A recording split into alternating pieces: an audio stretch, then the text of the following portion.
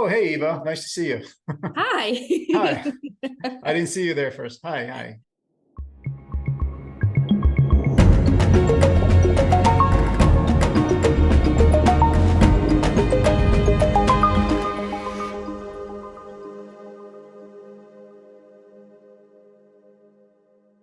So for No, everybody on the call, Eva is the brand ambassador, national brand ambassador for BCS, and she will be running the call today. Is there like a particular order in which you want people to have these samples set up? yeah, so let's see. Because Amburana is so pungent, so to speak, I do think that it might be good to finish the night with that. So you're gonna finish the night with Amburana. So I think that we should start with Rye Batch 4, the Oloroso finish, 1L13, Seagrass, Gray Label Seagrass, and Gold Label Seagrass, and then Amburana. Do I have that right? Yeah. So let me chime in for a second. So normally, and we don't have to do it this way this time around, but normally we kind of leave the barrel pick, right? Towards the end. So one of the last ones to give people a full flavor profile of the brand, so to speak. And then we get to this, special barrel pick or whatever. So what I would suggest, yes, let's finish with Amburana, but keep the rye right before then. So like next to last, and then we can start with everything else. Does that make sense, guys? Which rye? Cask strength? Yeah, let's do cask strength. Yeah. Yes. Okay. Yeah. Okay, great. All right, perfect. So I think that let's start with pour number 1. So start with batch number 4 of the rye. So as people are pouring their first shot, I think it would be a nice place to start with a little bit of a history of Barrell Craft Spirits. Like, I don't know how much people know about the brand. Like, I know everybody knows that it's one of the premier blending companies out there. But talk to us about how it started. What's the direction the company is moving towards? Because you and I had these private conversations before where I've expressed, I guess, some of my frustration sometimes with the brand in terms of having a lot of different expressions out there and kind of maybe losing focus a little bit. But this is just my vantage point. Surely there is a reason for why companies doing what they're doing. So like, I'd be curious to hear, where did you guys start and where you guys are going? Yeah, that's a really great question. First, I want to cheers to everyone. Thanks for coming tonight. And this is going to be a fun hour.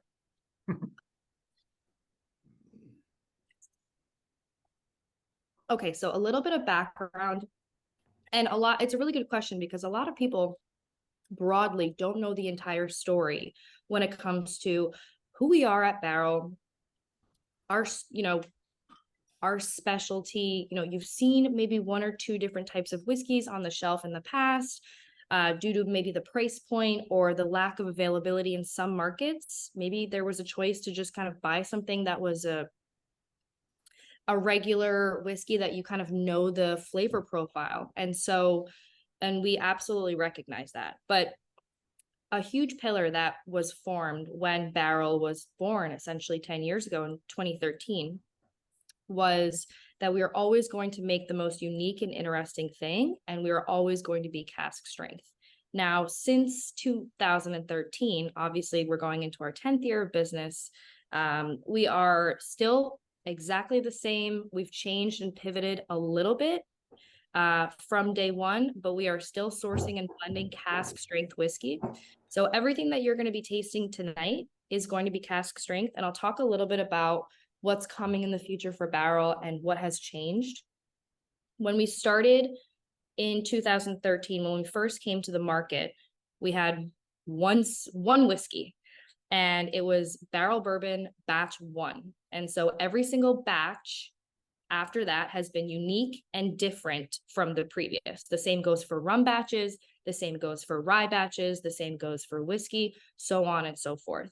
And so we truly believe that the blend that we are blending in-house is greater than the sum of its parts. And so what that means is we look at whiskey essentially as part of an equation, as an ingredient to a final product that we are going to create ourselves.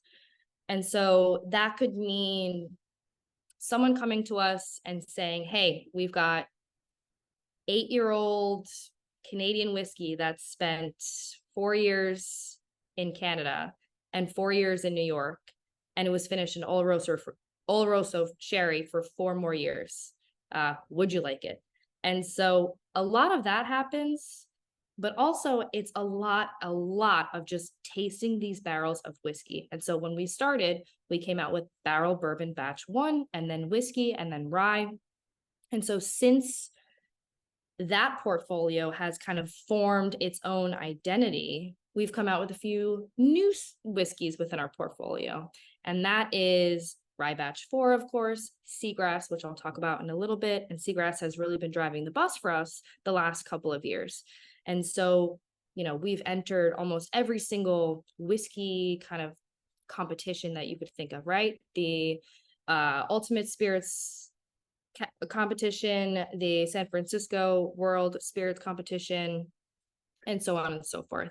And so over the years, we've gotten a lot of feedback. We've, you know, learned a lot about those specific competitions and essentially what the market is looking for, right? I feel like a brand in today's world, especially in the whiskey sector, if you're not going to be able to pivot in today's world and listen to what the market is saying, I think that it will do you a disservice. And so that's why you've seen so many different types of whiskeys, whether you're in Connecticut or Florida or Texas or Arizona, you've seen probably not the two same shelves ever. And so we recognize that, and we've created an evergreen portfolio, which is Seagrass, Dovetail, and Vantage. And you're going to be tasting Seagrass in the next whiskey up. And so those are the mainstays within our portfolio. They don't change. We are constantly creating them. They're permanently in stock.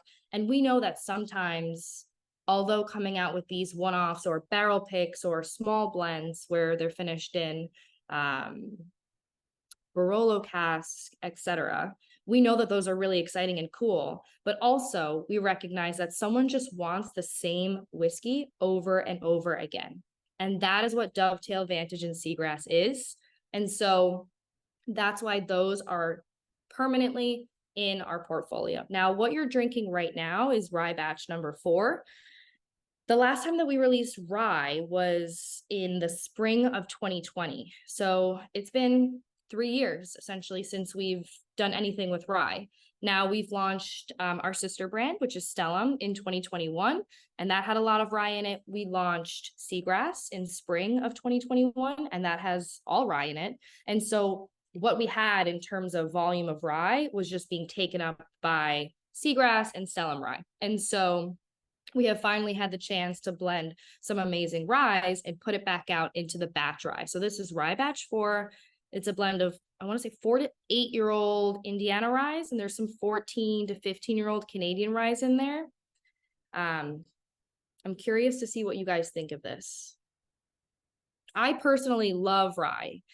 So I'm especially really excited about the lineup tonight because it's all rye.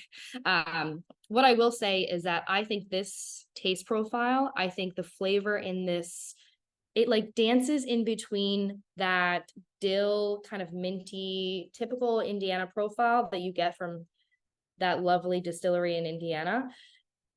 And then you also get this like tart, almost green apple note that I think is coming from the Canadian distillate. And I think it's a really kind of beautiful dance.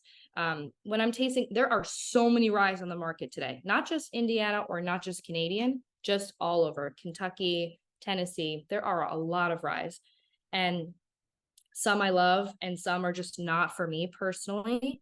But this rye I think is actually, I love also that this rye, it smells like you're going to get that big green tart apple note. And then on the palate, I think you get that Indiana profile up front, and then you get the Canadian kind of tartness on the back end. What does everyone think? We do have some super fans over here, like Chris Jones for example. Yeah. I mean, I see Yeah. the shirt. Yeah, you can see. Well, yeah, you guys sent it to me. Yeah, I've got quite the collection. I get like a caramel apple on it, and I almost would have guessed that it was Canadian corn, not rye. Oh, interesting. Given that off, I mean, I know it's rye, but if I was doing a blind, I would be more inclined to a little bit of Canadian corn in there. Interesting. I do get the like caramel Yeah, note. There's like a fall aspect, and I think that normally comes with rye in general. Like that's just the nature of rye. It's a little bit more spicy. You kind of associate that with a lot of like fall spices and just kind of fall in general. So now I think it would actually be a good time to move on to Seagrass. I always meant to ask you for your evergreen expressions, the ones that are always there. Yes. What's the variability between batch to batch in terms of the taste? Or is Yeah. it always going to be consistent? Like so the reason I'm asking this is because some some brands are insisting on the taste being consistent batch to batch, regardless of where you might be enjoying that expression. Others willingly experiment, and so people are seeking out specific batches that agree with them better. It's so funny that you said that. We briefly touched on this in our sales meeting, our monthly sales meeting on Monday. But we really, within our evergreen portfolio, we really, really do strive to blend them to be completely consistent. So I know that, if you are a super fan of Barrell, you probably know that we Easter egg a little number on the label of Dovetail, Seagrass, and Vantage. So I have number 11. And that is simply to separate, as Michael was saying, the release number. That's not necessarily to say that the 10 previous releases of Seagrass are going to taste any different at all. So we are simply blending this to be consistent. Okay, thank you.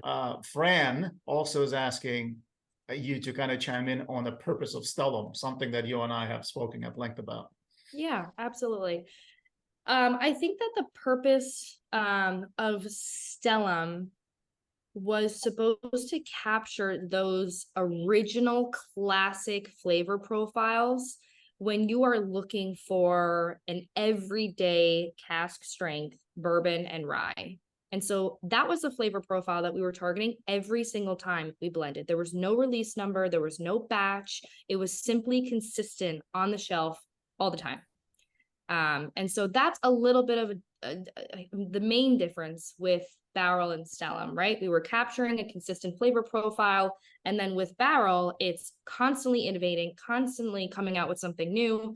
Our portfolio, even since January, has completely changed. And I think that's the fun part about, this brand is we are constantly coming out with something new. Although we've got Vantage, Seagrass, and Dovetail for your everyday favorites, we're also coming out with new barrel picks. And, now we have a cask finish series, and now we've got the gray label and the gold label. And so, kind of two different ideations between the brands, two different consumers.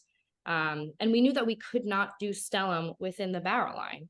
And so logistically, they were just kind of within the same family, but almost separated by marriage, if that makes sense. I hope that answers your question.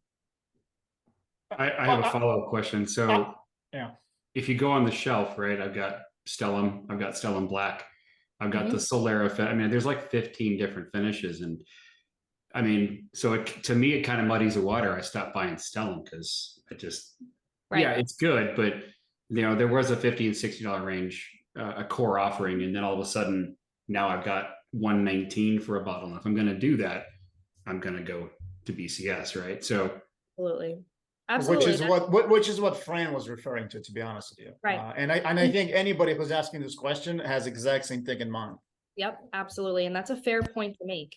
And I feel like, as I was saying earlier, if you are a brand, especially in today's world, and you are not going to listen to the market, you are going to do yourself a disservice. So we've listened to the market. We are moving Stellum eventually into a custom blend brand and a single barrel brand. And so that's kind of where we envision the future of Stellum. Of course, it'll be some months before you don't see the Stellum Blacks and the Stellum Specialties and the Stellum Core on the shelf because we still have a little bit left.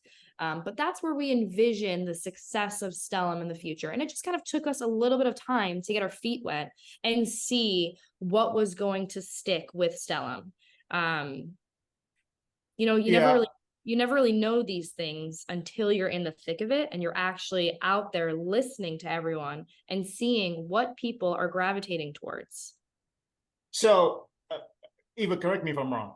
If I'm paraphrasing what you just said, Stellum basically is going bye-bye in a way of a more affordable offering, and it's only staying as a single barrel selection and as a custom blend, correct?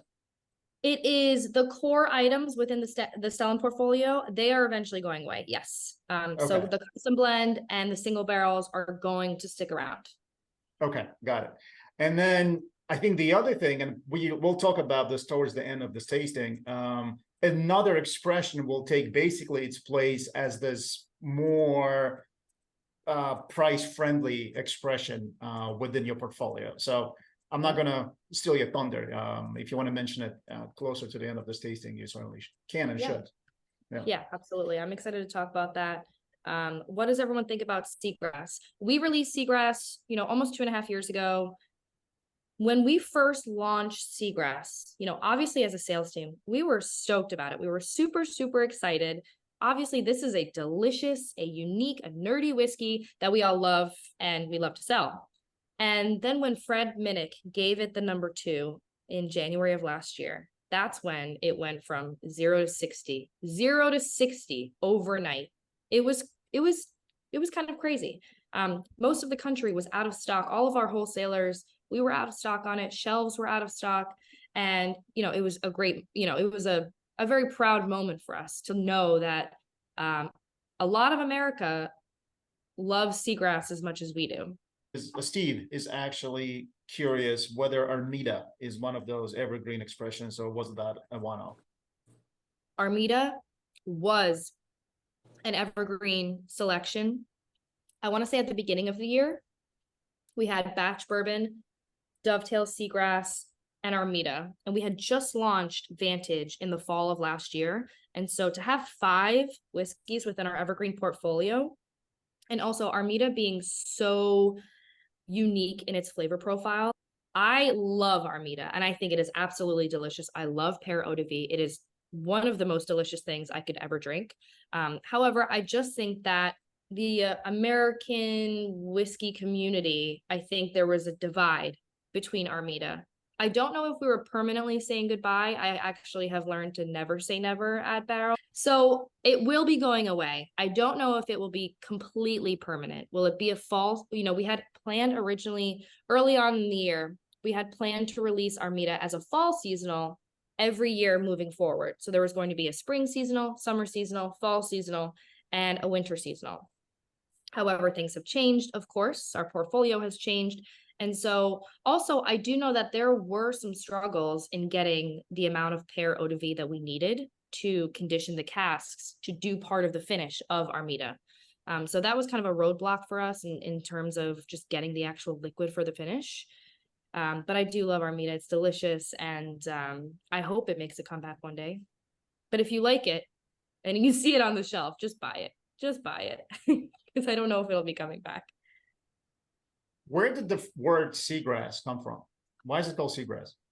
Yeah, so seagrass was actually, the name seagrass was kind of formed when our previous chief sales officer, Will Schragus, and our owner and founder, Joe Beatrice, it was during COVID.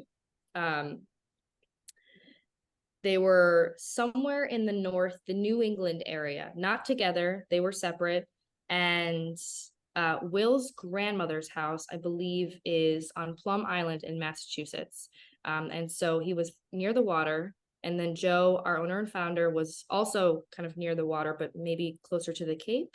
And they were talking about what to name Seagrass. And so we knew that this was going to be a totally different, unique whiskey. and let's name it something totally different and unique. And so I think the coastal aspect of what Seagrass is kind of came into the factor of let's name it Seagrass. When we actually did the research after we launched Seagrass, we realized those things that you see kind of like in the marsh area of water, once you're getting into the ocean, it's not seagrass, it's actually called something else. But that was kind of the intention behind Seagrass. Okay, got it. It's interesting. Seagrass, majority of people seem to be enjoying it, and Rebecca Waller, who I have utmost respect for and Stevens for their palates. Rebecca is saying, and I agree with it actually, that it's a tasty expression, but some of the spice rye notes are kind of lost because of all the finishes. Right. If you're a purist, if you are someone that just loves drinking either single malt scotch or just malt in general, or like maybe just bourbon, unfinished bourbon, this might not be the whiskey for you. And we recognize that. I think that there is something in our portfolio, whether it's on the table tonight or not, that's probably going to be better fitting for your palate.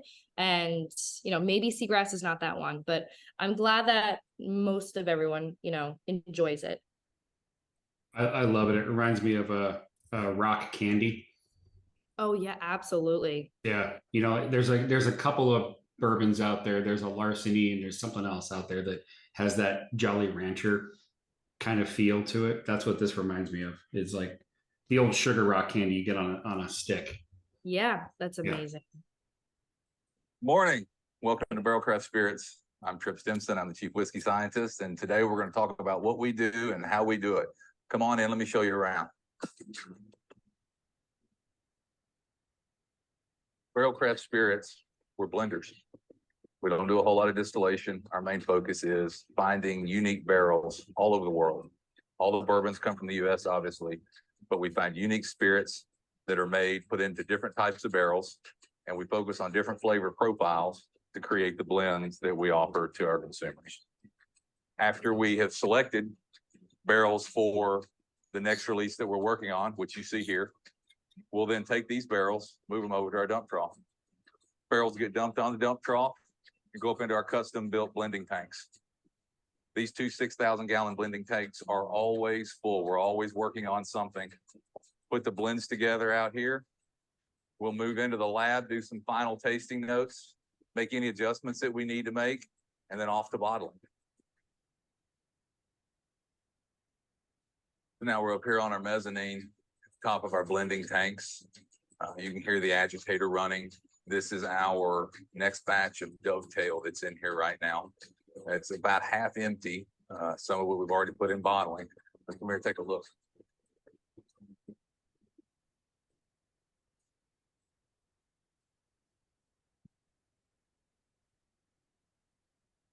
Let's go see what they're actually bottling. It should be Dovetail. Let's go see. So here you see we've got a full pallet of Dovetail. So we just left the top of the blending tank. We moved over to bottling. Here's a finished pallet of Dovetail. It's going to get wrapped up and sent out for the consumers. All right, y'all want to see what's in the fridge? No, it's not that kind of show. All right, guys, we've talked barrels, we've talked blending, you've seen the bottling. I've shown you too much already. You guys got to go. I got to get back to work. So that's the first video. There's a few after that, but I think it just kind of gives you a really cool visual of who we are and what we do. So Trip Stimson, he's our chief whiskey scientist, and he's very humble, but he was a biochemist at Brown-Forman for almost a decade. And so he did some consulting after he left Brown-Forman. He worked on Jefferson's when that launched, and then he came on to Barrell. And so he was really kind of instrumental in the blending process in terms of how to actually blend, because there is a science behind it, especially if you're doing everything at cask strength. And even if you are adding water to it, there is a science behind it. And so he really has been instrumental in everything since almost day one. I think he came on to Barrell at batch 3 of the bourbon. So 2014, 2015, I believe. Okay, so now I think we should move on to the gray label Seagrass, which is number 3. So I have a question before you do a tasting on this. I noticed that this particular one does say 16 years, and the newer ones don't have an age statement on them. Yes. I don't know if do you mean the new gray label Seagrass? Yeah. So for bourbon and gray label, or for bourbon Yes. and Seagrass, gray and gold no longer have the age statement on them. Yes. So we had released 6 gray and gold items in October of last year. Now we have done 5 different iterations of gray label bourbon, all being known as the 15 year. And that's what we called it since day one. And then gray label Seagrass being 16, gold label Seagrass being 20. And so we realized that if we wanted to target a specific flavor profile, we had to take the 15 off the label. And that's what we did with the gray label bourbon. So even though it's like 93% by volume, 15 years old, legally, you have to take it off the label. So it was more of a formality for us. But I do know that it created a lot of questions, and it's a fair point. And it's a very fair point. If any of you have been following Barrell for a while, when we did our first release of gray label bourbon in 2018, it has been on the shelf since then for about $249, give or take. And this year, we have seen a lot more stability and success in a different price bracket. And so we decided to kind of change the roadmap for gray label, dovetail, Seagrass, and bourbon. And we are now kind of aiming, and our goal is to hit the $159.99 shelf price for all gray labels. So essentially $100 off of what it used to be priced at. And so it's been received really well. And we've also learned our lessons about age statements. So what does everyone think of gray label Seagrass? Now, this is age stated. This is a minimum of 16 years old. Blend of... You can tell it's a higher proof right out of the gate. Yeah, absolutely. And we're going from 119 to 133. So 7% more alcohol, and it would be, flammable. 133, that still doesn't sting though. That's still smooth. I love that with gray label Seagrass. The alcohol, it's powerful for sure, but it kind of like hangs out on like the edges of your palate, and like all of the flavor is like right at the beginning and the mid.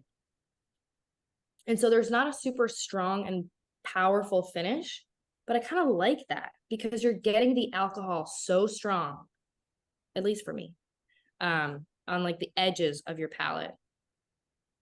And I think that also plays really well into the finishes, because on paper, when you think about it, Seagrass, gray label Seagrass, gold label Seagrass, they all have the same finishes. It's the distillate that makes up the volume that completely changes what this whiskey is as a whole. Yeah, this is pretty good. Rebecca, feel free to chime in. I mean, your notes are always amazing, and I don't know how many people would get alfalfa hay note on this. Eva, what's the difference? And this might be a stupid question, but what's the difference between regular Seagrass, gray, and gold? So the finishes are exactly the same. So if you ever purchase a bottle of gray Seagrass, core Seagrass, or gold Seagrass, it says rye whiskey finished in Martinique rum, Madeira, and apricot brandy. So the finishes are exactly the same. It's the whiskey, the makeup of all 3 different whiskeys, right? So you've got core Seagrass, which retails for about $84.99 a bottle.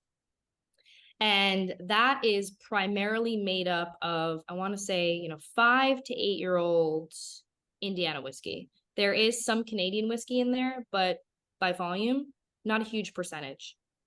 Gray label Seagrass retails for now $159.99. And that is a minimum of 16 years old, because we all know like legalities are lovely and you have to put the youngest on the label. And so this is a minimum of 16 year. Now, in terms of what we have of what is 16 years? Is it the Indiana? Is it the Kentucky? Is it the Tennessee? Is it the Canadian? And it's mostly Canadian. mostly Canadian with a little bit of Indiana and Tennessee and Kentucky, but it is mostly by volume Canadian. And then we'll talk a little bit about Gold Seagrass when we get there, but it's just the actual makeup of the whiskeys themselves that completely change what it is, even though we're doing the same thing and we're separating all of the finishes by volume and then we're bringing them back together afterwards. Got it. Thank you. Of course. What happens to the blends that don't make the cut? Ooh, that's a really good question.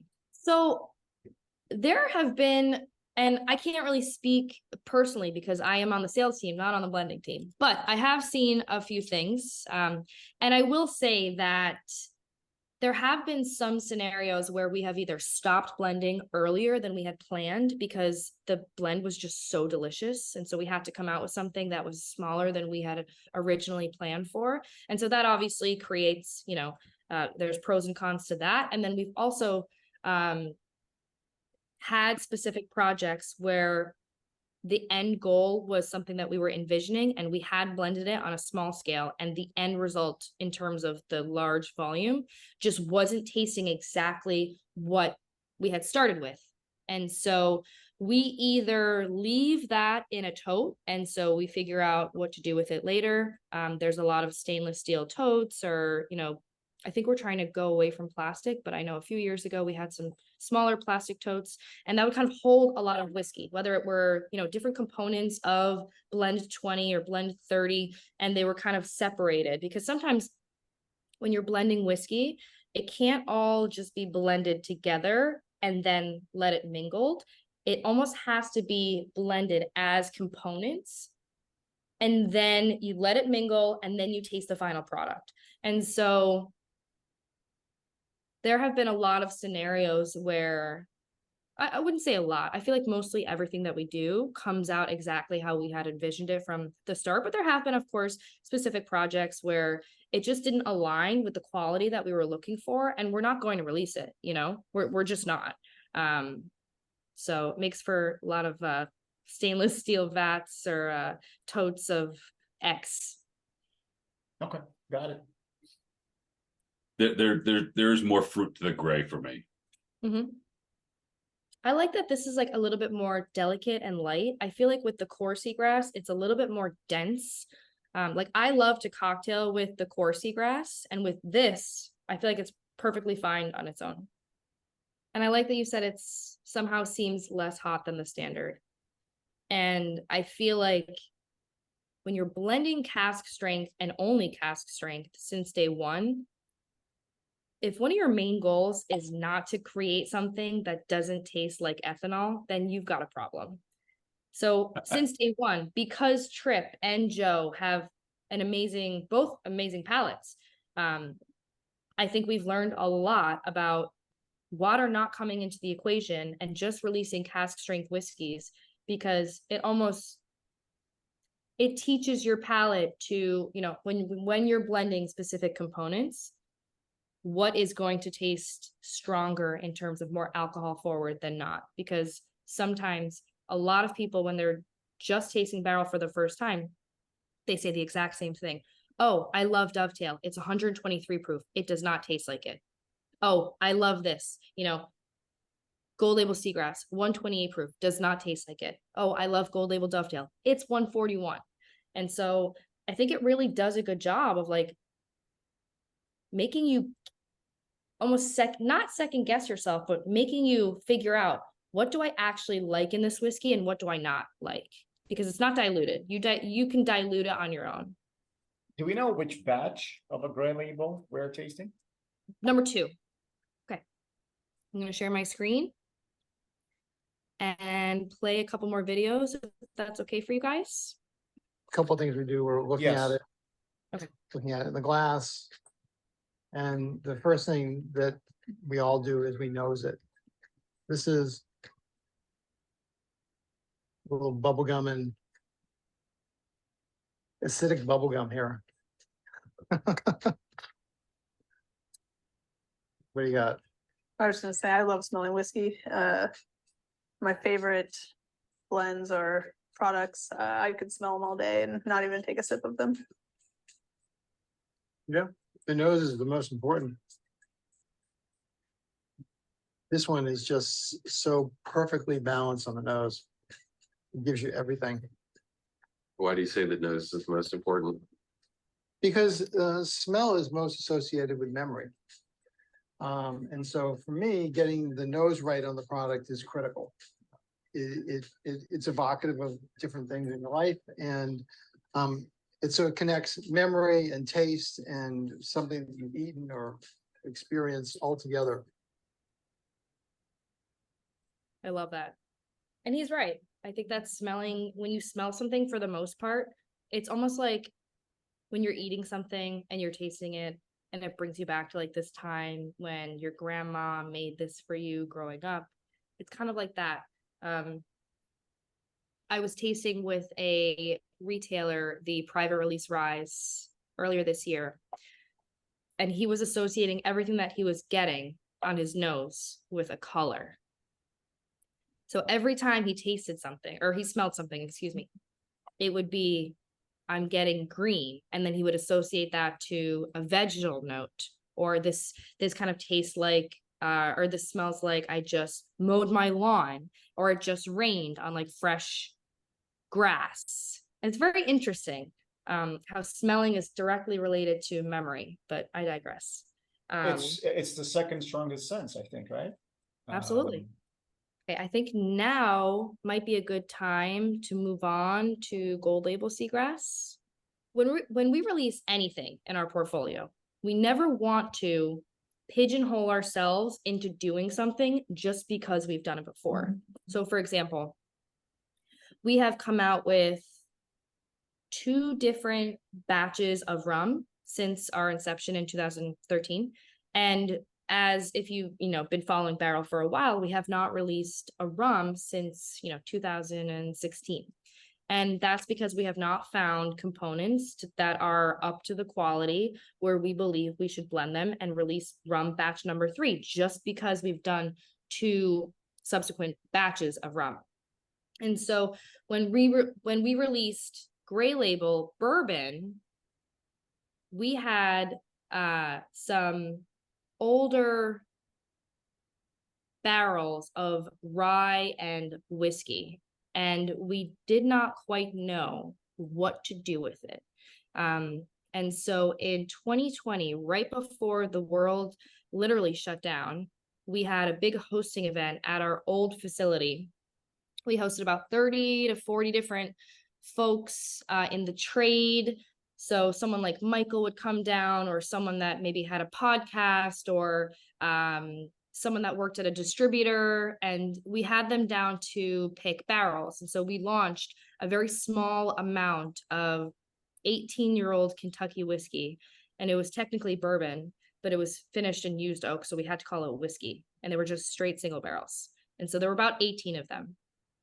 And we knew that if we kept doing this very fun pattern of releasing unique and very limited items, it creates a little bit of a logistical nightmare when you only have so much to give the market. When the pool is this big and you can only give the pool a couple of drops of water, it doesn't quite feel as good. And so that's where we had kind of envisioned what Gold Label would be.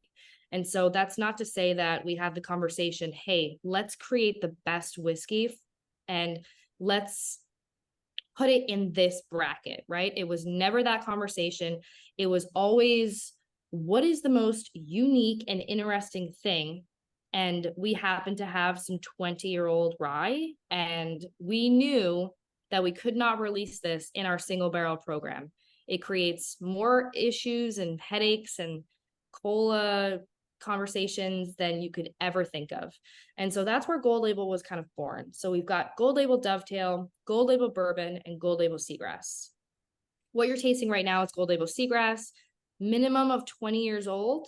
So Indiana Canadian, mainly Canadian, but a little bit of Indiana in there. And it's 20 years old, which I think is pretty impressive. I think that what you're tasting from the core Seagrass to gray Seagrass to gold, 3 completely different whiskeys. This is really, really smooth. How strong is this one? 128 proof. That does not taste like it. Yeah, Chris, you said rock candy. I don't know if someone else said rock candy earlier. Yeah, I said rock candy is like Yes. the regular one, right? And it's Yep. for me, it's like I'm done eating sushi. It's been a really good meal, and I want seagrass to finish with it. Nice. And then so the gray label for me has got that syrup component to it Mhm. with maintain the same profile. This is like the gold label. This is one I've never had actually. And it's like a maple bacon donut is what I'm getting out of it. Ooh. The complexity of all those sweetness put together with Yeah. the refinement and the palate is amazing. Just the finish is just forever. I love the nose on this. Gold label Seagrass, within all of the gray and golds, this happens to be my absolute favorite. There were a couple, I want to say a couple thousand bottles of this produced. Pretty limited. There were 3-pack cases. So overall, it's not that widely available, but enough to kind of go around to the retailers like Michael. If they wanted some, they could get some. But I do get that kind of maple, donut, bacon. Yeah, I've got to find this one. It's really good. So just to give you a little heads up, we've also changed, or we are going to change the shelf price of Gold Label as well. So if you've known Gold Label, it has always historically retailed for $4.99 a bottle, which was a hefty price. And so we are now changing some things in our equation, and we are trying to aim for the $2.99 shelf price with this. A huge adjustment.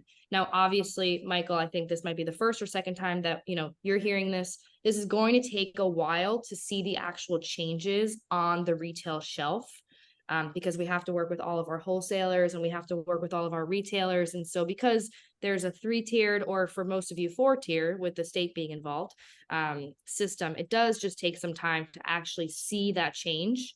But just give us a couple of months and you'll be able to see the change on the shelf price, which is great. And so I can tell you this much, like from my vantage point, we're gonna be changing prices pretty soon. So if this is something that you guys would want, you'd be able to get it for us. Yes, please. Yeah, I'll let you guys know when that's ready. Should be soon. so good. Okay. It's dangerous. I feel like with this, unlike Gray Label Seagrass, where I think like the alcohol was like really potent around the edges of my palate, there is no potency with Gold Label Seagrass. Like this is just like, there's a beginning, there's a middle, and there's an end. And it's like very pleasant. Oh, and if you are going to purchase it in an actual physical retail store, be careful because the boxes that it comes in, they open up They from slide. the top. They slide. And Why did you do that? Why was Yeah, that? seriously, that's horrible. No, Like I was at Costco and they went into the MPU counter. There's a cage, and she's like, "Oh yeah, I think this is." I'm like, "Do not touch that. Don't try to open it," because she just picked it up and it was sliding down, and I literally Right. caught it. We have had a few scenarios where they have kind of broken, but we try to just educate everyone. Just, if it's a retailer, take the top off, leave it at the register. And so everyone knows to not just grab the bottle out of the box, to grab just the box. Hopefully we will be redesigning that box in the near future. Put a lock on there, safety or something. Yeah, I know. A magnet, little Velcro. I'm sure if you've thought of it, we've probably tried it. Or I don't know, just don't have the whole thing open up. Just have a lid on it. Have it Right. slide to the side. Yeah. Ooh, fancy. Yeah, like little French doors. Opens up and get the bottle out. Yeah, I think Whistle Pig just did one of those. They did. Yeah, Oh yeah, the new release. very Yeah. fun. The only problem with that is that, with the boxes, the gray and gold boxes, let's say they take up like 6 inches, but probably less. If you're looking at a child-proof box, as Nathan said, or a Whistle Pig style, like that new whiskey that just came out, you're looking at about 18 inches, maybe. And of course, like, we know whiskeys like they're in a lockbox, they're behind the register, they're on the top shelf where you can't reach. But I feel like with those boxes, I'm just speaking from speculation, not actual fact, but I feel like with those type of boxes, like the Boss Hog boxes, like they take such a long time from like design to actual execution. I mean, they're impressive. I think they're actually beautiful, some of them, but man, do they take up some room on the shelf. They're good for storing corks, but other than that, nobody wants the box. I was gonna say, people buy those and display the box for the, cachet of having this. Yeah. Absolutely. Yep. Which is fine. You do you. Some of the bottles in an industry are strategically large. And like the Yes. bottle that comes to mind is Hill Rock. So if you guys ever seen a Hill Rock bottle, That's it looks like a book, right? But Yep. when it's front facing, it takes up a lot of shelf space, and that is on purpose because they want that bottle to be visible in a bar, whether it's home bar or whether it's like actual bar. And then if you don't want it to stick out as much, then you can put it sideways, and then it looks like a library, which again is in vein of the brand and what they want, like the image they want to cultivate. So I find it interesting. So who is Joe Beatrice? Good question. That's the most important question. Yeah, so Joe's our owner and founder. He founded the company in 2013, but he had been in kind of parallels with this industry for a very long time. He owned his own kind of tech media firm in the 90s called Blue Dingo. And so he had clients like Diageo and Constellation. And so he kind of knew he had a toe in the industry before he had a full leg in. And so he went to a distillery in the Hudson Valley of New York in 2012, tasted a cask strength whiskey right out of the barrel, and said to his wife, who also worked for the company, Janet, I want to do something like this. At the time in 2013, the amount of cask strength blenders, sourcers and blenders were almost none. Of course, today things have changed. That category has completely shifted and broadened for the better, I think. I think sourcing and blending has become a completely different topic, and it's not so much a faux pas the way that it was 10 years ago.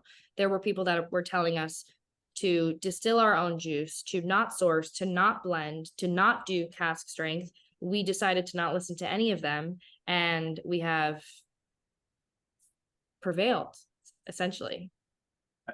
I would say, like, as of like 4 or 5 years ago, I never heard of blenders, but that's a huge thing now. And the Prime Barrel introduced me to the Found North guys. Yeah, and absolutely.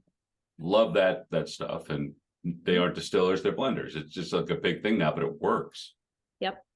It's funny, Matt, that you said that, because this is something I wanted to mention in the beginning of the call.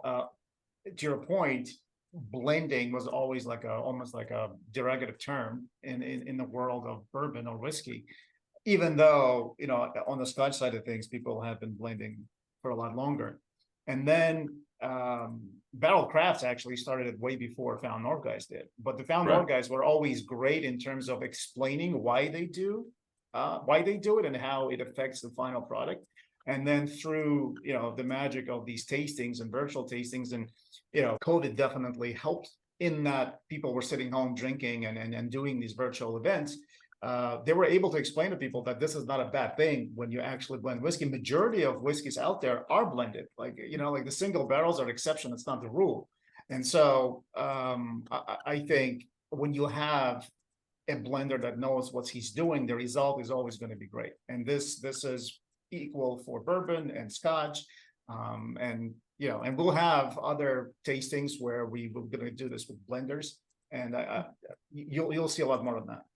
Yeah, absolutely. And even though we were the first to do it, not the very first, but we were the first in that era, essentially, to blend American whiskey, the Scottish have been doing it forever.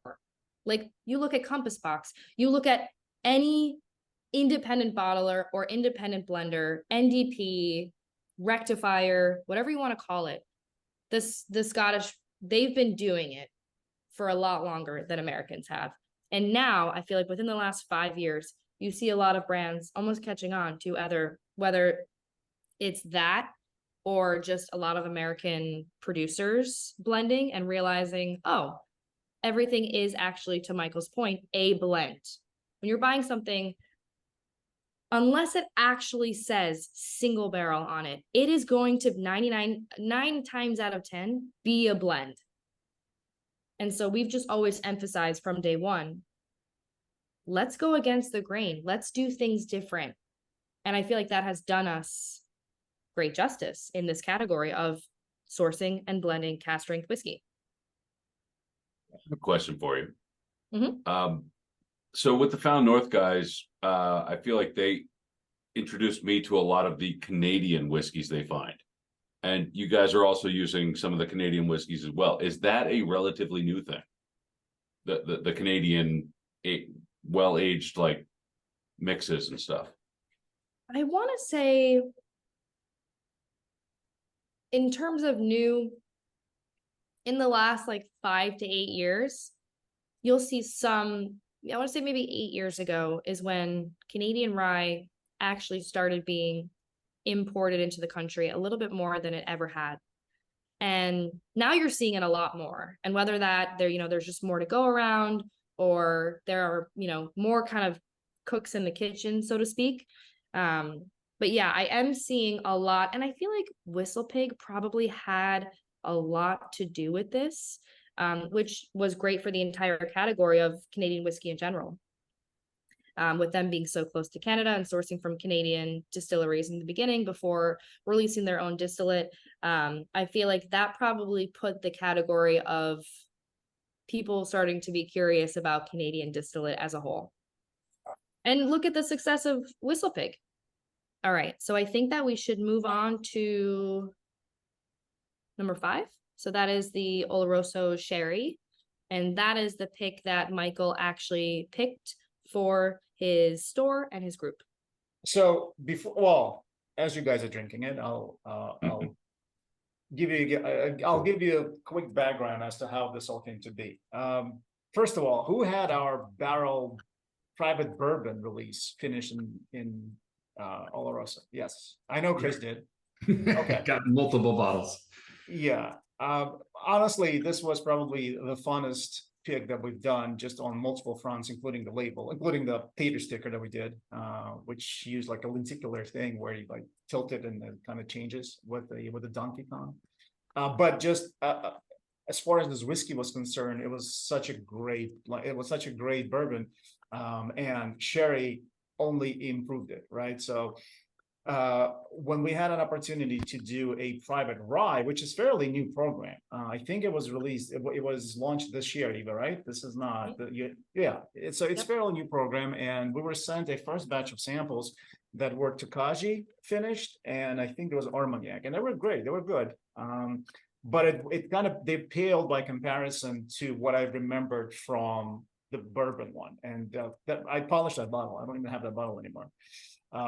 And then when I found out that, hey, there is a similar finish with the rye, like I had to try it. And so it took a little longer, but we finally got the samples of the rye finish in Oloroso, and it was great. It was better than Tokaji, it was better than Armagnac. And so we liked it enough to make a selection out of it. But I'd love to hear your feedback on it, because this hasn't been released. This will be released, and you guys are the first ones to try it. I like it. That's good from the Uber fan.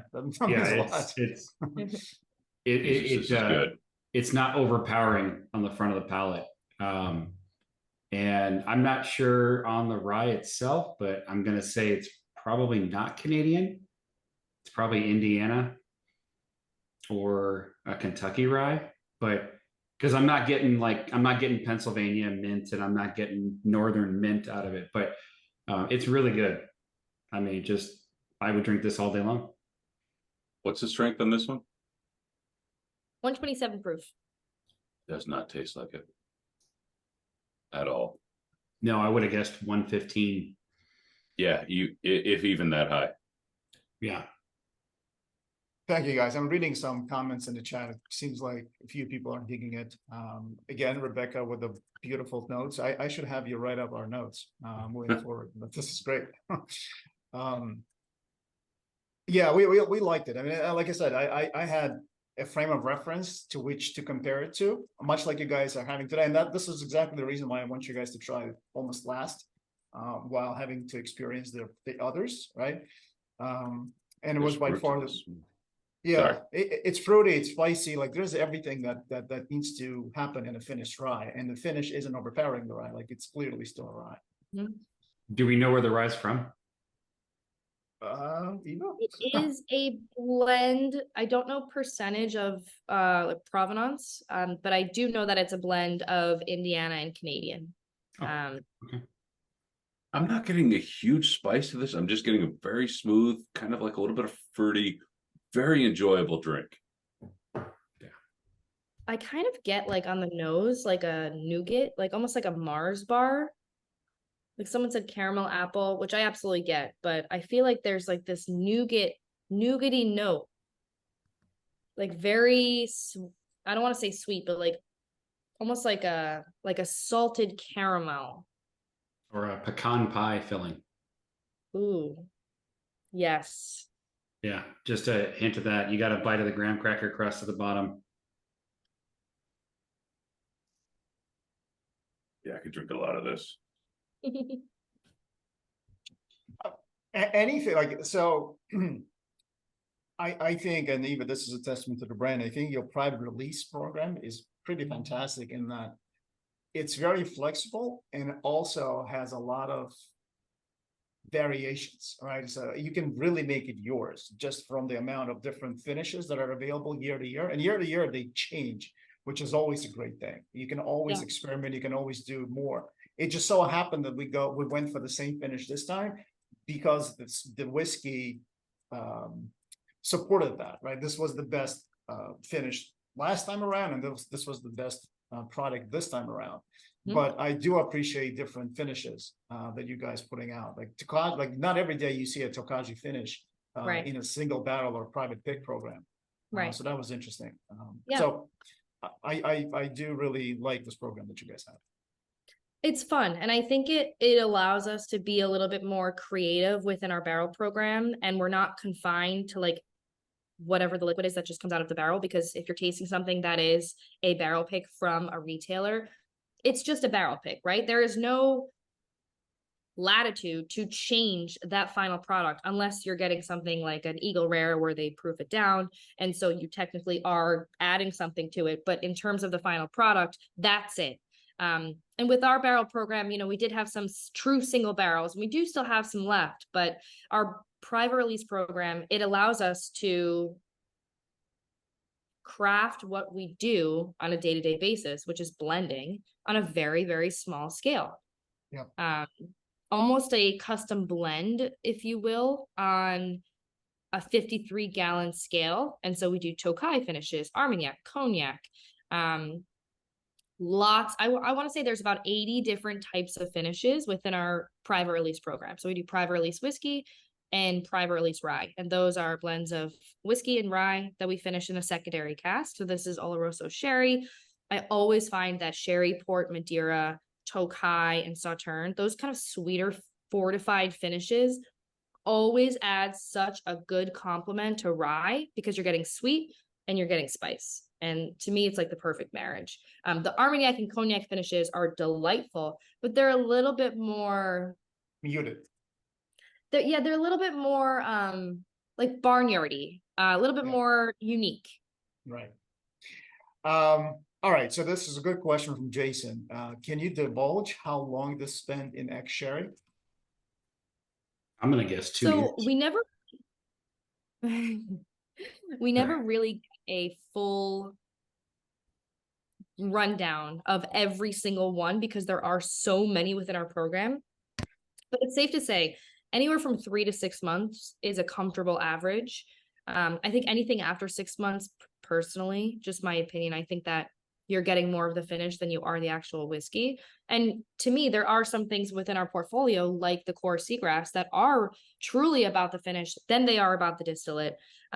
Whereas I think this is like, we're really trying to highlight what the whiskey is with a lovely component of like a marriage of an Oloroso finish. And so it's like finding that perfect schedule to taste it on month 1, month 2, month 3, and realizing, okay, this is like enough finish. I think that we should pull it back now and we should bottle it, because otherwise it's just going to be, instead of sherry finished whiskey, it's whiskey finished sherry. That makes a lot of sense. Thank you. Of course. Yeah, of course. There was a question there when this is coming out. This is going to be the next release, October 13th, to be exact. So I'm we glad kind of that wanted, got we to wanted taste to wait for this tasting for you guys to have a chance to taste before you had to buy. Whenever we can align things that way, we always do. Doesn't always work out that way, but we try. And you had mentioned nougat, but as I drink more of it, I'm getting like that Fig Newton and Tootsie Roll Mm. on the Tootsie end Roll, of yeah. that. Mm-hmm. It's chewy, right? If that makes any sense. Yeah. I It's love that the getting better. sweetness from the sherry, it like hits you like a bomb on the finish. Like it's really, really delightful. Like you get all of that alcohol and then you get the finish, but then it's just like the fruit comes in and just like takes over. And I love that. This is a PX. This is Pedro. Oh, Oloroso. Oh, okay. So sherry. Yeah. This is fantastic. Thank you. Thank you. Yeah, we liked it. And I actually had help picking it. It wasn't just me. One of my neighbors is actually a member of our club. And so we always share notes and whiskey. So this was a unanimous pick. This was by far the best one. All right. And so I guess the last one is we're going to be tasting is Amburana, which when you taste it, you'll know why. Yeah. So although I don't have it with me to taste with you guys, I've tasted it plenty of times. So I can kind of run through what I think you guys will be getting alongside you guys. So we came out with our cask finish series, although I did just finish talking about a lot of cask finishes. This is actually called Cask Finish Series, which is kind of funny when you think about it. We're coming out with 2 a year. And so we've got our Amburana, and then as of October 1, we're doing a Tale of Two Islands rum, which was a great rum that we produced very small amounts in 2015. We're doing a bourbon finished in the Tale of Two Islands. And the Tale of Two Islands was a blend of Jamaican rums finished in Isla. And so that's going to be the next one after this one. But this is really exciting because I think a lot of producers are playing around with Amburana. I think for a while you saw Mizunara. We've done a Mizunara finish. And I feel like Amburana is the complete opposite of Mizunara. I think Mizunara is, beautiful, but it kind of adds this like dusty, nuanced, like barnyardy note. Amburana is like, it's like the main character in the movie. They are not shy of telling you who they are and how they feel, and it's powerful. It's a indigenous wood from Brazil, and I think that there's just something so powerful and lovely about this. There's this like coconut tropical note. When you think about it, you're like, okay, this is a Amburana finished bourbon, which is essentially just bourbon finished in a different type of wood. The notes that I was getting on this, I did not think that this came from a indigenous wood finished barrel. I thought this was something else, like an Amaro finish or something. There's something so spicy but tropical and coconutty at the same time. Yeah, exactly. Cinnamon Toast Crunch. Yep. Yeah, it's like French toast. Literally, yeah. Yeah, I love all things Amburana, and this one's no exception. So this is pretty good. Oh, wow. We made about 1,400 6-packs of this. And so I believe we're almost all sold out now. And so then we're going to move on to the Tale of Two Islands rum. And then next year you'll see a spring release and a fall release. But we're really excited about this. I think it's special. I'd love to hear what you guys think of other Amburana finishes out there in comparison to ours. I love talking about what other brands are doing and how it's being perceived. How long was this finished? And was it first fill? First fill, yes, I believe so. And it was finished for, I want to say 4 months. I want to say 4 months. I'm gonna have more of the prime barrel pick while you guys enjoy the Amburana, because it is just that delicious. This is weird, but good. Like there's something this is a taste I'm not used to, but I don't dislike it, or I do dislike it. One of the two. I don't know. Like it's polarizing and you don't know which way to go. Yeah. It could definitely be polarizing, and I'm with you, Matt. I've never had anything like it, but wow, I mean, it's really interesting. Yeah, there is a lot of flavor there. I'm just not sure if it's like a thumbs up or a thumbs down right now. Matt, Amburana is a Brazilian oak. It's a type of oak, which lends very specific tasting profile. It's very much black or white. Like you either like it or you hate it. Most people do enjoy it because of it creates a completely unique spirit. But I've had people that honestly hated it. So you can go both ways, I guess, on this. Yep. Yeah, I smoke cigars, and an Amburana finish is just amazing with a good Maduro. Oh, I bet. I could see that flavor pairing. Yeah. Yeah, they don't overpower themselves. I'm not going to do a Lajero or a Mexican wrapper, but Connecticut Shade or Maduro, both really good. Sancho Panza, Maduro, Dominican. We did a cigar pairing a few years ago. It was during COVID. Someone he lived in Rhode Island. He reached out to us and he said, "Hey, I love Barrel. I'm a super fan, but I'm also a super fan of cigars. And I'd love to execute a cigar pairing event with you guys." And, he was like in finance and this was just like his hobby. And we were like, cool, okay. And so it was still like the height of COVID. I think it was like April or May, and it was like getting nicer out. And so we did this like outdoor, I did not partake, but I was on the call. But we did this like outdoor cigar pairing, which I thought was really cool. And like 25 people came. There was like a flavor wheel that we kept referencing.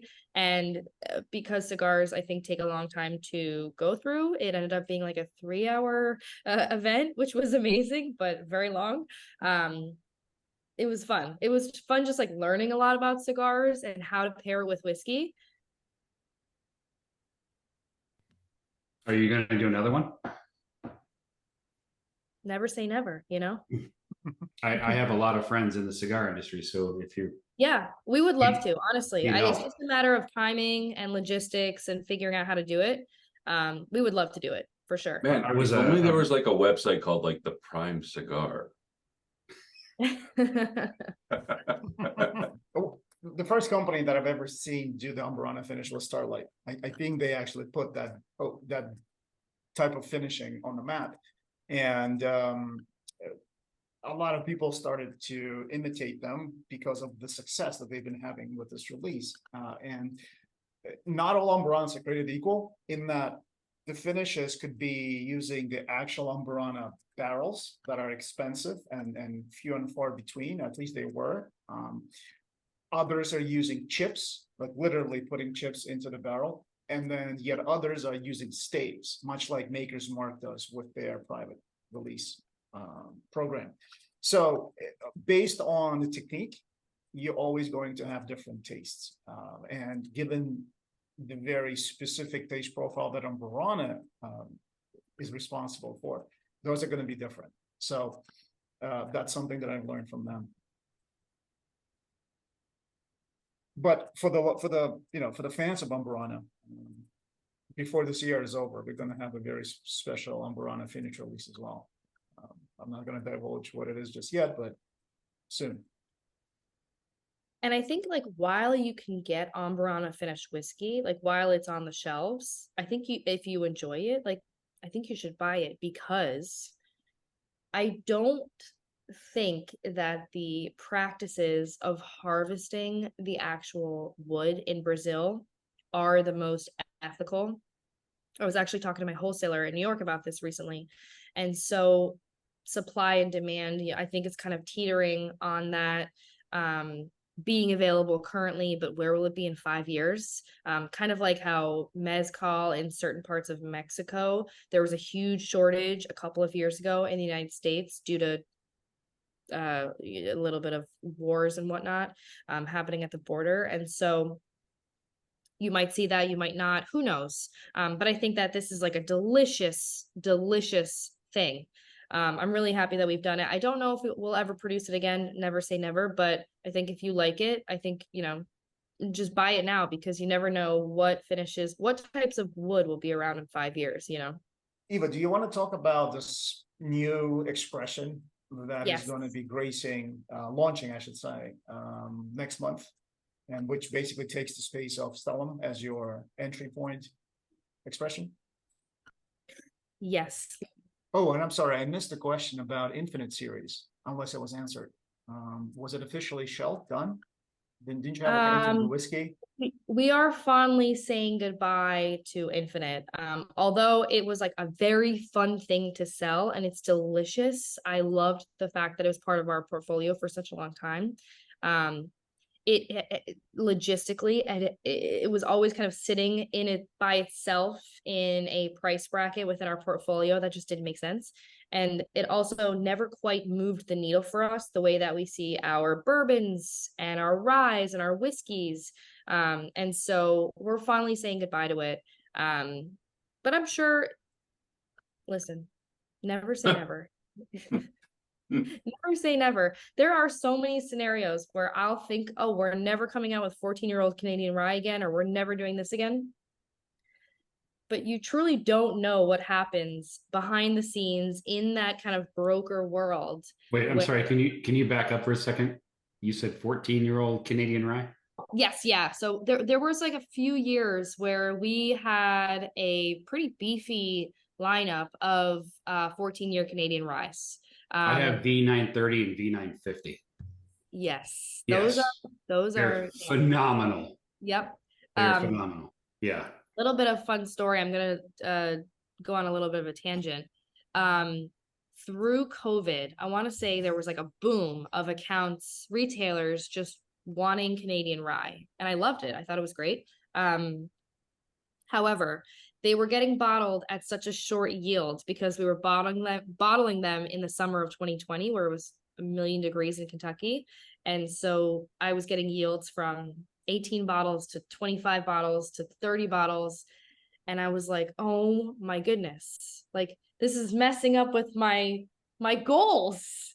And my boss at the time, Will Schragus, he called me and said, hey, we have this 151 proof Canadian rye barrel. We're going to call it Eva's Ghost.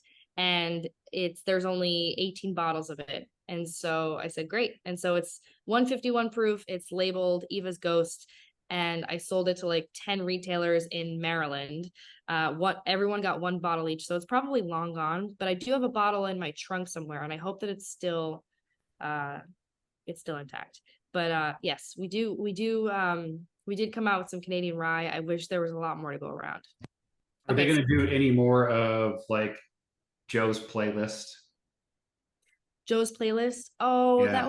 that was another COVID. Yeah. It was phenomenal. No, we still, funny enough, we still have some that we just kind of put on pause when we stopped doing those Joe's playlist open houses.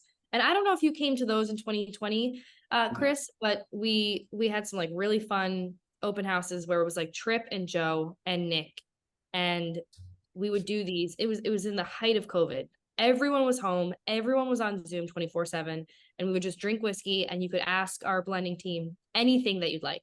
And it was really fun. So that was what Joe's playlist was. And we still have some available like at our consolidation warehouse, but we have no plans to release it right now. I know. Well, if you do, let us know. Oh, absolutely. I'm going to put my email in the chat. Just definitely email me so I have you on file. Foundation Bourbon is a really pivotal moment for Barrell. If you've been following our brand at all, or even just what I've been saying for the last hour and a half, We've always, since day one, been a cask strength sourcing and blending company. And so this is the first time that we are ever releasing a 100 proof whiskey. It's going to be a 5-year age stated blend of bourbons. We're now doing the blend components and the derived mash bills on everything in the barrel line moving forward, which I think is really good because people want transparency. They want to know where you're getting your whiskey from. And of course, we have always been as transparent as possible. And so this is only going to make us a little bit more transparent, which I think is cool. And so Foundation will be part of our evergreen portfolio. And it is actually going to retail for $49.99 to $54.99. So completely different than where Vantage, Seagrass, Dovetail, and almost everything else in the barrel line sits. That's really low. Yeah. For a barrel bourbon. Yeah, absolutely.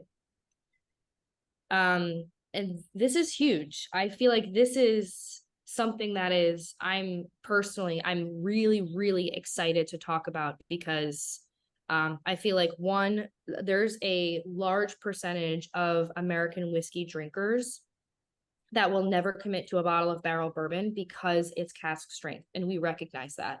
And two, they will never commit to a bottle of barrel bourbon because of its price point. And we also recognize that. Again, starting from, when I said earlier in the call, if you're not going to listen to the market and you're not going to pivot, then you are going to do a huge disservice to your brand. And we're choosing not to do that. And so that is where Foundation was born. And we're so excited. I just tasted it for the first time last week.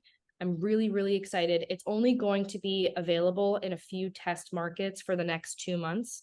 So between now and the end of December, it's available in New York, California, and maybe a few other states. And then it's fully launching nationally January 1. And so because Michael does have his store in New York, it does mean that you guys get access to this, which I'm really, really happy about. So yeah, this will be added to the website soon. And I'll share this with you guys when it's ready. Yep. Question for you. How does this compare to something like batch 32 barrel bourbon? Yeah, absolutely. So as we talk about, and I'll stop sharing my screen, as we talk about batches and the future of our portfolio, because we always have to be cognizant of what is the message that we're trying to deliver while also creating amazing and quality whiskey, right? So in order to do those two things, you have to always be aligned with the long-term goal. And I feel like the batches of bourbon, they're always going to be around because they are all, now we are going to launch, batch 36 in January. So we've done 35 different batches of bourbon. They are always going to be different than the previous batch. They're always going to be unique, different flavors, different barrels. That is what separates at least the batches from one another. Now, what separates Foundation from the batches? It's going to be a very similar consumer. The reason why we wanted to separate them into different price brackets is because this is the first time that we're ever releasing something at 100 proof rather than actual cask strength. And so I feel like with the batches of bourbon, there is more of a kind of unique, different, very pleasant kind of flavor that we're always targeting, even though they're always different. And I feel like with Foundation, this is going to be like the most classic everyday bourbon that you are going to want to grab for. So the Foundation is going to be evergreen, right? Yep, absolutely. Not changing, not batching, permanently available.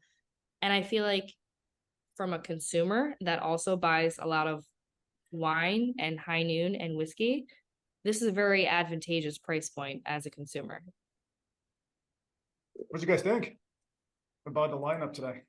Oh, speaking about the lineup, hold on. It becomes customary for us to basically fill out a survey at the end of these things. It only takes about a minute. I completely forgot about it, but I do have a link. Let me share. We have opinions. Of course you do. Wouldn't have it any other way.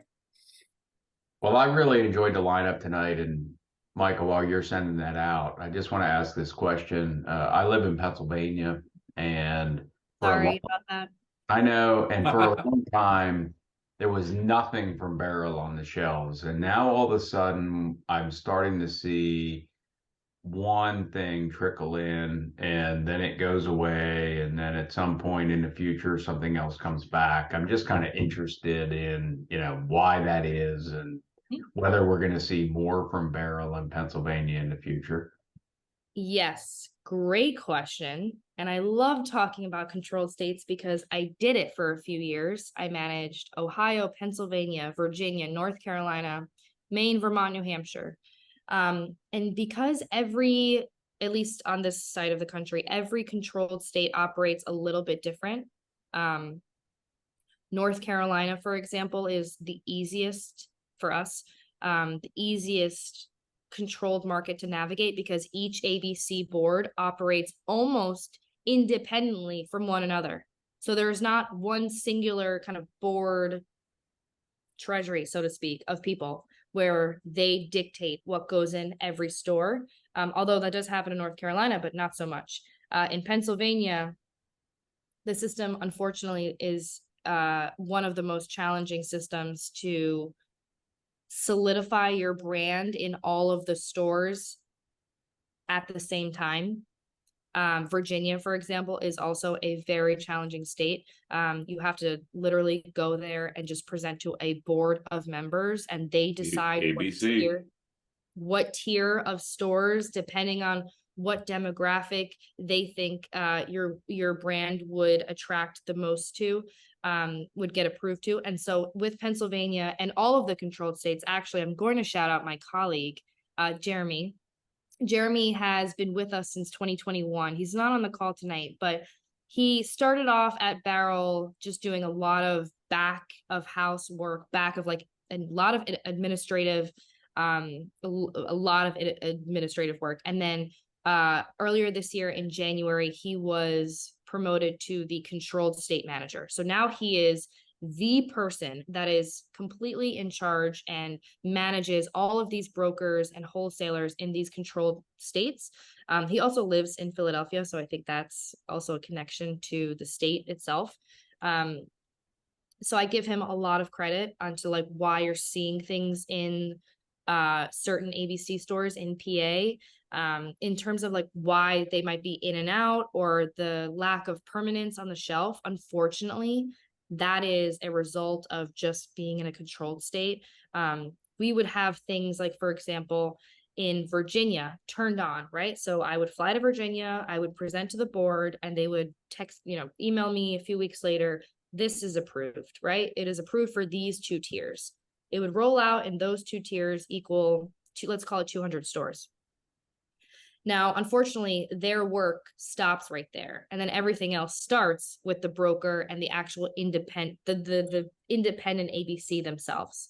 And so there's a lot of logistics that go on in the back end.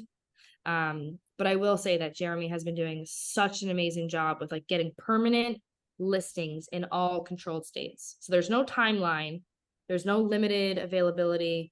But there is so much red tape with controlled states. I'm sorry. I'm talking a lot about controlled states. That's all right. And I'm griping right now to some extent, but I would love to just see at least Barrel's staple products. Like if I could see Seagrass, Dovetail, Armida, well, maybe that's not a staple product anymore, it's Vantage, but if I could just see the staple products that I could just go there and get one, would be fantastic. But that's probably more my state's problem than Barrel's problem. I'm sure you guys we are working on it. Another thing that I think is the devil works hard, but controlled states work harder is they only really do like these enrollments, aka like they listen to your pitch twice a year. And so, you create a deck of like everything that you want in your portfolio that you think would be a great and profitable addition to the PLCB. And they either approve it or deny it. And so a lot of the times it's just those types of scenarios where you're doing a lot of PowerPoints, a lot of data analytics, and you're just kind of like at their beck and call. If they, some seasons, they're not even requesting any additions to their whiskey shelf. They just want either a tequila, a high-end RTD, a wine, and so on and so forth. So it's so much more nuanced than that. But all right, did everybody finish with the survey? I'm going to share this with everyone. Yep, I like them all. That's And I own them all. I won't say no to any of them. fair enough. So most people have seen this before, and even for your benefit, we basically rate every expression that we tasted today on a scale of 0 to 10. It's the very same scale that we used when we select barrels. The way to interpret the scale, 5 is average. Anything below 5, you probably don't want in your library, in your mouth.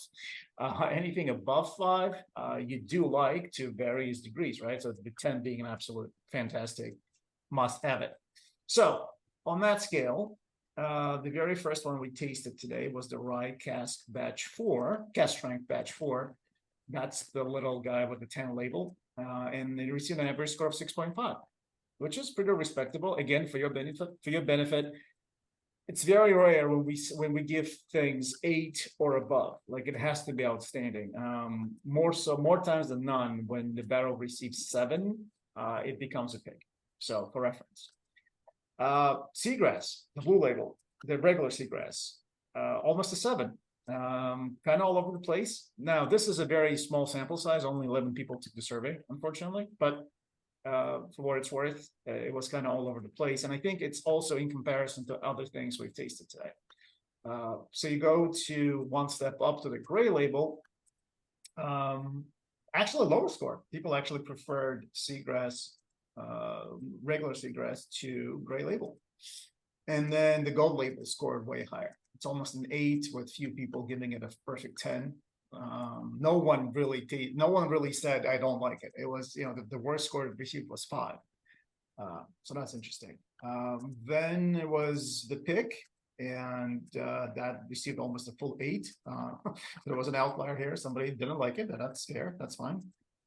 Most people seem to be enjoying it.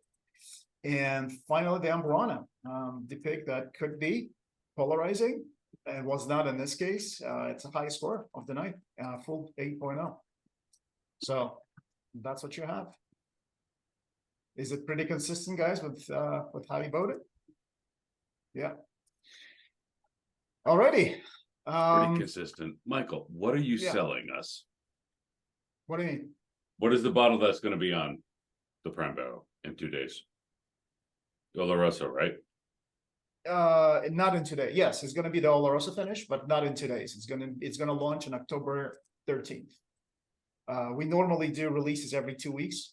So we just launched the Oregon whiskey. What is it? Bull Run. 2 selections. Speaking about it, like, if you guys are on the fence about it, and obviously I'm biased, but the vermouth finished one is really amazing, just in terms of how different it is. But so we just launched that one, and then so the next release is coming up on October 13th, and that's going to be the private release rye. Do you guys want to know what's the next tasting going to be? Because I can tell you now. Yeah, okay, so the next tasting is going to be on scotches, actually, and we're going to do yet another blending house. If I had to compare basically blenders on a bourbon side versus on the scotch side, I think that's basically going to be a Barrell Craft Spirits counterpart on the scotch and the things, which is going to be Compass Box.